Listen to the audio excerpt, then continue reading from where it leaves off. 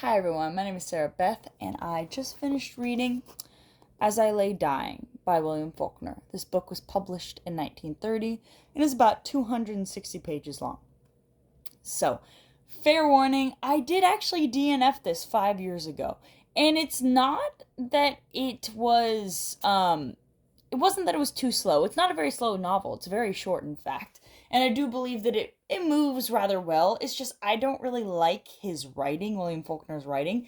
It was very much a separation between type 1 fun and type 2 fun. Where type 1 fun is where you're having a good time all throughout, and type 2 fun is where you're pretty much suffering, but you can look back upon and say, oh yes, I understand why, and I enjoyed what happened. And it was very much more type 2 fun. I think maybe just his particular style of writing was not for me. Very much like I struggle with reading Mark Twain and John Steinbeck just because I feel that the themes of the novel and the characters of the novel and the prose smushed together just kind of feel disingenuous.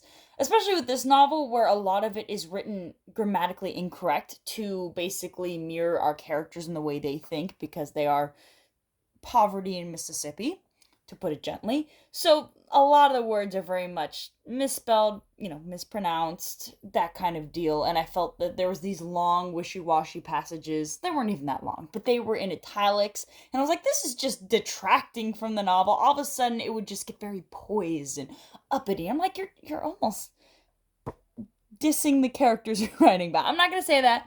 I will say, please check your triggers, because at the end of the book there is a very vile set of scenes that take place, and it personally affected me. So be warned, anything that might be bothersome to you, please check. I mean, the whole novel, the whole premise is essentially a man and his family taking the matriarch of the family, his wife, laid to rest, his sons and his one girl child. And it's just, in the beginning, it's a little bit slow and it's kind of hard to get introduced to the 15 characters, but once you understand who everybody is and you're kind of inducted into that, I feel like it flows rather well. But the beginning and certain of those prose, just me personally, were kind of hard to read, and that's why I DNF'd this book 5 years ago when I was trying to go through all the classics to read. But I do think, for me personally, the ending is just so painful, but painful in the best way. It's like watching Requiem for a Dream, where you're just watching a train wreck, but you can't look away.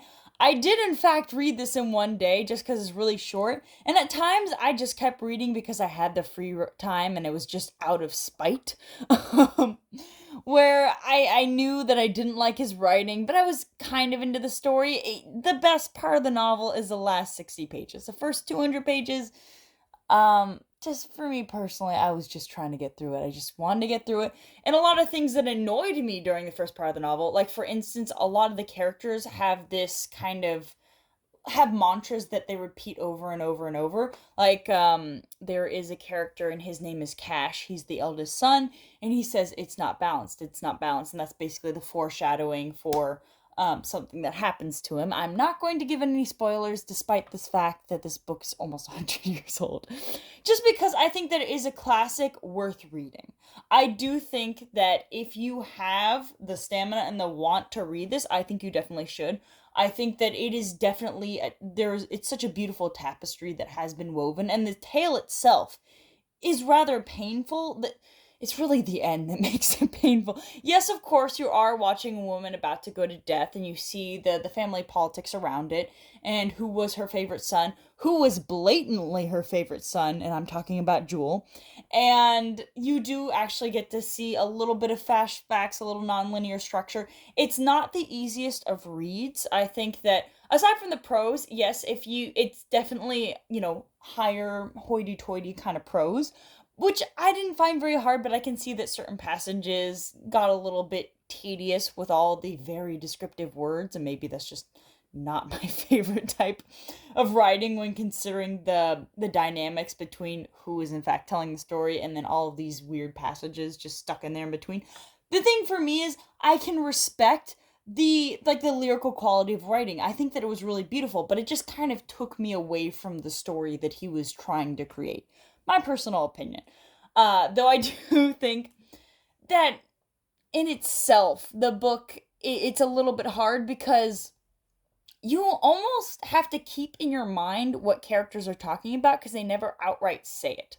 You very much have to keep tabs on what is somebody's mantra, how does it going to relate further down the line, or even knowing who the 15 characters are. It's not that many characters, but sometimes it gets a little confusing with the fact that like Vernon and Vardaman are not the same, and one of them is a neighbor and then one of them is a child. And I don't know why, but I definitely got them confused at one point. Not for very long, but just for a second.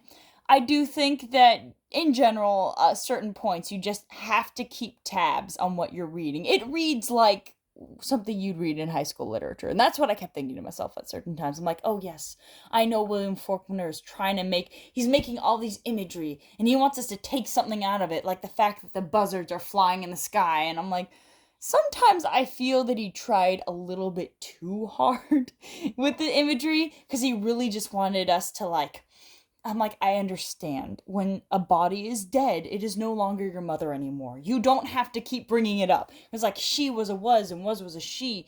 And then there was this whole segment where the youngest says, my brother's mother is a horse, but my mother's a fish. And in a sense, I'm like, okay, I understand. Please, please stop. Because it just happens so many times, and I understand what he's trying to tell me. He's spoon feeding me these different analogies and metaphors, and it does come up later, and I understand why he had to paint it over and over, just to keep reminding the readers as to what he was trying to do. But I think maybe he only needed to do it once, because I understand. I was like, okay, I keep tabs on that. I understand what you're saying. I'm keeping tabs on it. But yeah, I think that if you're trying to read all the classics, like I was at the time I bought this, I think it's worth a read. I think that if it intrigues you and you want to know like the root of this story, I think it's worth a read just because it's so short. And it is a classic, and usually these are cheaper to buy. I'm gonna be the one to bring it up. It usually is. But you know, if you're looking for a fun read, this is not it. This is not your fun read. I don't think it's the most important read, so it's going to be a light recommendation for me, where I think it's worth it just to know the history, but if you're not that interested, don't read it. You'll be fine. Anyway, I hope you enjoy my review and have a good one.